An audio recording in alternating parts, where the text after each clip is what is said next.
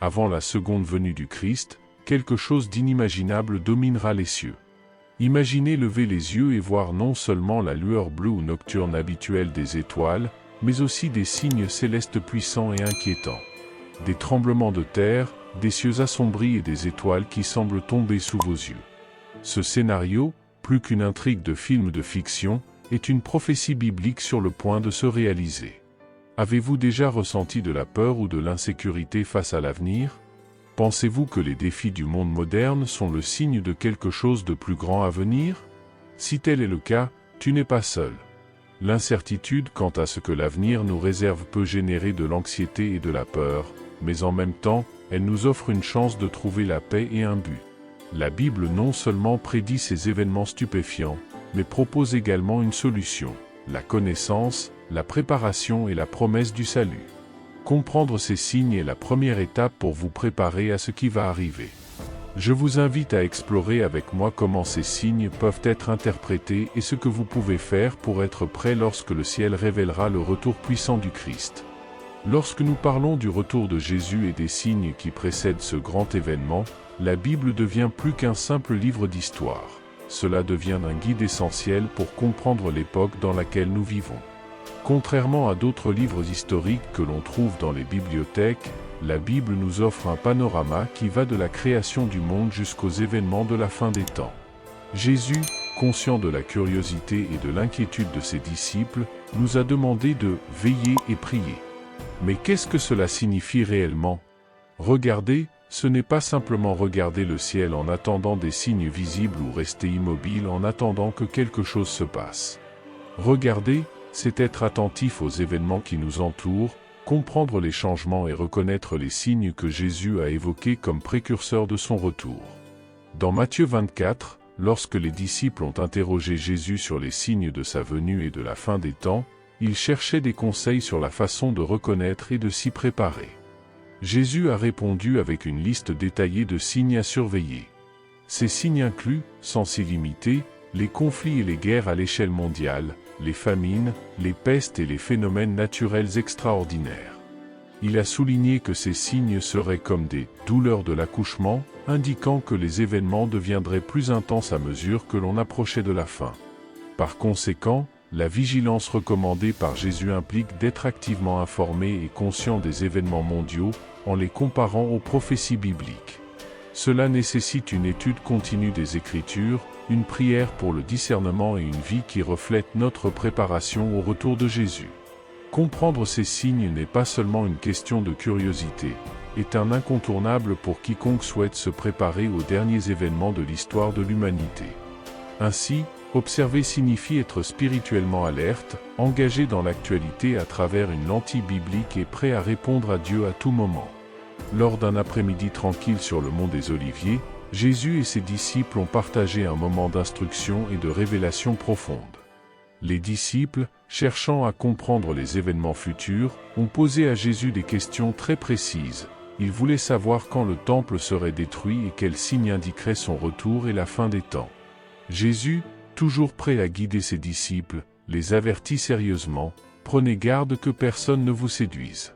Car beaucoup viendront en mon nom, disant, « Je suis le Christ », et ils séduiront beaucoup de personnes. » Ce fut le premier avertissement majeur de Jésus concernant les événements à venir, un avertissement sur le danger des fausses prophéties et des messies trompeurs.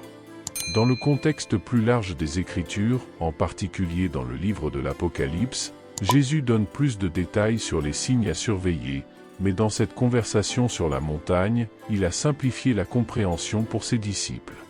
Il a souligné des signes clairs et spécifiques qui marqueraient la proximité de sa seconde venue.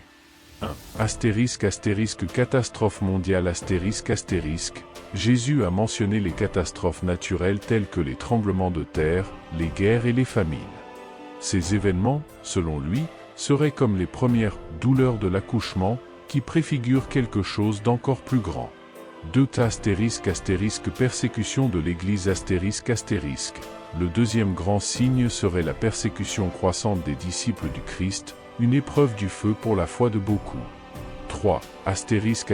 La détresse à Jérusalem Le troisième signe serait une tribulation sans précédent à Jérusalem, quelque chose qui aurait de profondes implications pour le monde entier. Jésus a souligné que ces signes, bien qu'inquiétants, sont des précurseurs nécessaires à son retour glorieux. Il a exhorté ses disciples à rester vigilants, informés et préparés, non pas pour susciter la peur mais pour renforcer la foi. Cet enseignement n'est pas seulement un ensemble de prédictions, c'est un appel à la vigilance et à la fidélité au milieu des tribulations. Ainsi, le débat sur le mont des Oliviers sert de rappel éternel à tous les disciples du Christ, être attentifs, préparés et centrés sur la vérité de Dieu, quelles que soient les difficultés et les erreurs qui peuvent survenir. C'est une invitation à regarder au-delà des difficultés immédiates et à fixer nos yeux sur la promesse de l'éternité avec le Christ. Imaginez ceci, vous vivez des moments intenses, presque comme une séquence d'événements dans un grand film, où chaque scène prépare le point culminant. Jésus, en expliquant les signes de sa venue, mentionne que le grand et définitif signe sera si évident qu'il n'y aura pas de place pour la confusion ou les fausses interprétations. Il décrit ce signe de manière à ce que chacun, où qu'il soit, comprenne sans l'ombre d'un doute que quelque chose d'extraordinaire se produit. Après une période de grande tribulation et de difficultés, quelque chose de remarquable se produira dans la nature. Tout d'un coup, le soleil s'assombrira, et ce ne sera pas simplement une simple panne de courant ou une éclipse passagère. Ce sera comme si quelqu'un avait éteint la lumière du soleil. Et cela ne s'arrête pas là. La lune ne donnera plus sa lumière habituelle et les étoiles commenceront à tomber du ciel comme si elles étaient arrachées de leur position dans le cosmos. Et alors, au milieu de ces ténèbres effrayantes et de ce mouvement céleste tumultueux, un signe glorieux et indubitable apparaîtra dans le ciel, ce sera le signe du Fils de l'homme. Tout le monde sur terre verra ce signe. Ce sera un moment de grande émotion et, pour beaucoup, de lamentation, car ils reconnaîtront ce qu'ils rejetaient auparavant, la véritable identité de Jésus en tant que Messie.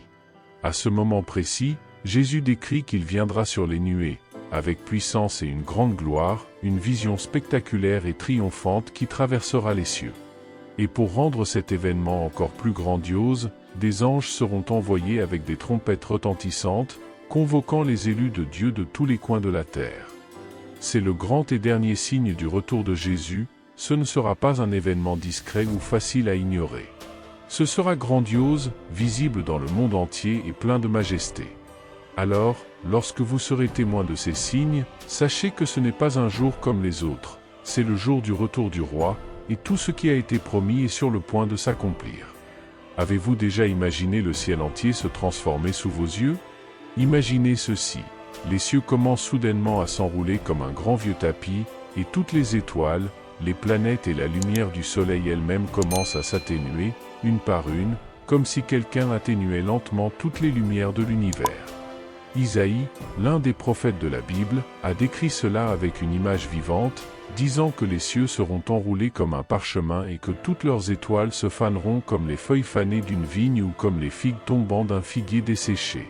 Cette image n'est pas une scène d'un film de science-fiction, mais une prophétie biblique sur ce qui précédera l'un des événements les plus significatifs de l'histoire humaine et spirituelle, le retour de Jésus-Christ. Dans la Bible, en Isaïe 34, 4, cette transformation céleste est décrite comme le prélude à quelque chose d'encore plus spectaculaire. Maintenant, vous vous demandez peut-être, que se passe-t-il lorsque toutes ces lumières naturelles s'éteignent? C'est simple, c'est le moment que Dieu a choisi pour préparer le terrain pour son grand acte, le retour de Jésus. Selon la croyance chrétienne, lorsque ce moment viendra, la lumière naturelle ne sera plus nécessaire car la gloire de Dieu illuminera tout. Et à quoi ressemblera cette rencontre avec Jésus? Il n'aura lieu dans aucun stade ou endroit sur terre, car aucun endroit ne serait assez grand pour accueillir un tel événement. On pense que les disciples du Christ le rencontreront dans les nuages, dans une rencontre céleste qui remettra en question notre compréhension commune de l'espace et du temps. Lorsque vous voyez ces signes se produire, les changements cosmiques et le manque de lumière naturelle, sachez qu'ils indiquent que quelque chose d'extraordinaire est sur le point de se produire. Il ne s'agit pas seulement de changements aléatoires, mais de signes clairs que l'heure du grand retour sur investissement est proche. Ainsi, pour ceux qui croient, ce n'est pas une période de peur, mais de grande attente et de joie. Lorsque nous parlons de la fin des temps et de la seconde venue de Jésus, la Bible décrit une séquence d'événements qui culmine dans un scénario très intense et dramatique. Comprenons cela plus clairement, après une période connue sous le nom de Grande Tribulation, décrite de manière très détaillée dans plusieurs passages de la Bible, dont Matthieu 24, 21, des transformations impressionnantes devraient avoir lieu dans les cieux et sur la terre. Le terme « immédiatement après », utilisé dans Matthieu 24 souligne que peu de temps après ces temps difficiles de tribulation, le monde sera témoin dans le ciel de signes inhabituels et effrayants. Imaginez, le ciel s'assombrit soudainement, les étoiles tombent du ciel comme des météores en fuite, et les lois naturelles que nous connaissons semblent échouer. Ce scénario apocalyptique n'est pas une fiction, mais une représentation biblique de ce qui serait le prélude à quelque chose d'encore plus grand. Le point culminant de ces signes sera la venue glorieuse de Jésus. Il ne reviendra pas de manière discrète ou symbolique. Sa venue sera visible, puissante et englobera tout le ciel. À ce moment-là, Jésus tiendra une grande réunion, rassemblant ses élus, c'est-à-dire ceux qui lui sont restés fidèles, de tous les coins de l'univers. Cette période marque non seulement la fin d'une ère de souffrance et de tribulation, mais aussi le début d'une nouvelle phase de justice et de paix, communément appelée le jugement des nations. Pendant ce temps, tous les comptes seront réglés, et l'ordre divin sera définitivement établi. Comprendre ces événements n'est pas seulement une question de curiosité quant à l'avenir, mais une invitation à être préparé et vigilant. Il ne s'agit pas d'attendre passivement, mais d'être attentif aux signes et prêt au retour de Jésus, qui, selon l'Écriture, peut survenir à tout moment après ces signes de la grande tribulation. Imaginez le scénario le plus étonnant et le plus inquiétant possible, de puissants tremblements de terre secouant le sol sous vos pieds, le ciel tremblant, le soleil et la lune s'assombrissant et les étoiles perdant leur éclat. Maintenant, élargissez cette scène avec des détails encore plus dramatiques, comme décrit dans le livre de l'Apocalypse. Le soleil devenant noir comme un sac, la lune prenant la couleur du sang et les étoiles tombant du ciel comme des figues secouées par un vent très fort. Imaginez le ciel littéralement divisé, enroulé comme un parchemin, alors que les montagnes et les îles sont arrachées de leur place. Ces images ne sont pas tirées d'un film de science-fiction, mais sont des descriptions bibliques de ce qui se passera lorsque le sixième sceau sera ouvert, comme le raconte Apocalypse 6, décembre 2014. Cet événement cataclysmique annonce des changements aux proportions épiques, servant de prélude au retour de Jésus-Christ. Au milieu de cette transformation cosmique, un signe apparaîtra dans le ciel. Ce signe, bien qu'il ne soit pas entièrement détaillé dans les Écritures, est décrit comme le précurseur du retour de Jésus. Il est décrit comme le signe du Fils de l'homme et semble intrinsèquement lié aux perturbations célestes précitées. Vient ensuite la vision du ciel ouvert, où apparaît un cheval blanc et sur lui, est monté le roi des rois, décrit comme fidèle et vrai. Il ne vient pas seulement comme un observateur passif, il vient juger et faire la guerre aux nations qui se sont rebellées, comme décrit en détail dans Apocalypse 19, 11. Ces visions apocalyptiques ne visent pas seulement à effrayer, mais à préparer. Ils nous servent tous d'avertissement sur l'imminence de la seconde venue du Christ et sur la nécessité de se préparer à ce moment, en reconnaissant les signes des temps et en comprenant les prophéties qui nous ont été données. Ainsi, même si ces événements peuvent paraître lointains ou irréels, ils font partie intégrante du message biblique, nous appelant à la réflexion et à la vigilance.